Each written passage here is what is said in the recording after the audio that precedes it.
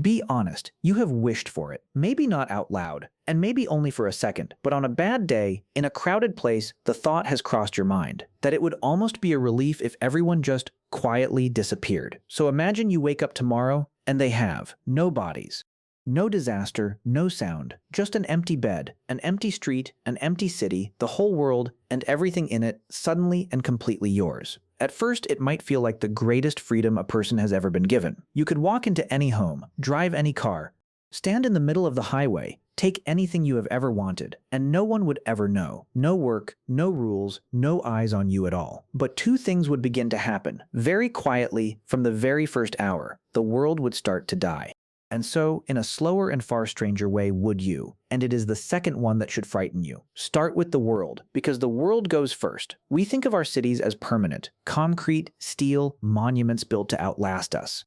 In truth, almost all of it is held up by people who show up every single day to keep it running. And the moment they stop, a countdown begins. Within hours, the power goes. Not with a bang. The plants simply trip into automatic shutdown, with no one there to watch them, and the grid falls silent.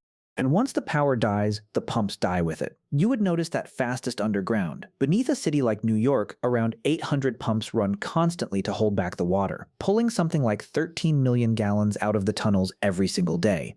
Switch them off, and the subways begin to flood within a day or two. The old buried rivers the city was built on top of start slowly to rise back up. Then the taps run dry, because the water that reaches your home was being pushed there by those same pumps.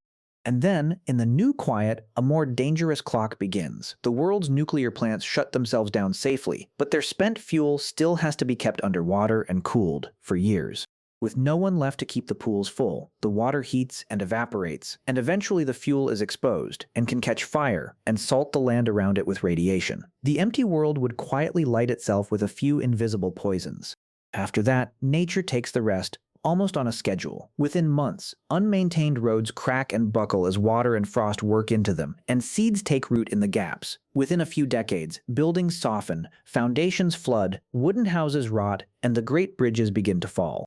Within a century or two, the famous skylines are collapsing into forest. And here is the humbling part. The things of ours that last the longest are not our cathedrals or our capitals. They are our plastics, which may sit in the ground for hundreds of thousands of years.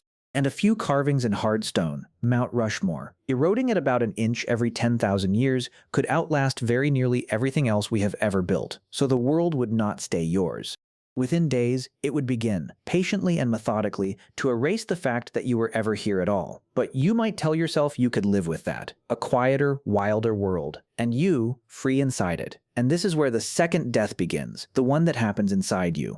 And it is the one we understand the least, until it is far too late. Because a human being is not built to be alone. And we don't know this from thought experiments. We know it from the times we have done it to people. When psychiatrists study prisoners kept in true isolation, cut off from all human contact, they find the same thing happening again and again, even to strong, healthy minds. First, time begins to warp. Then come the distortions. In one careful study of people held in solitary, nearly a third began to hear voices that were not there. About half began to see things, whole figures, people, conjured out of the emptiness by a brain that cannot bear the silence. Starved of others, the mind starts to invent them. And it does not take a prison. In 1962, a man named Michel Siffre spent 2 months alone in a cave, with no clock and no sunlight, and his sense of time quietly came apart. When he counted out what he thought were 2 minutes, he was often taking 5.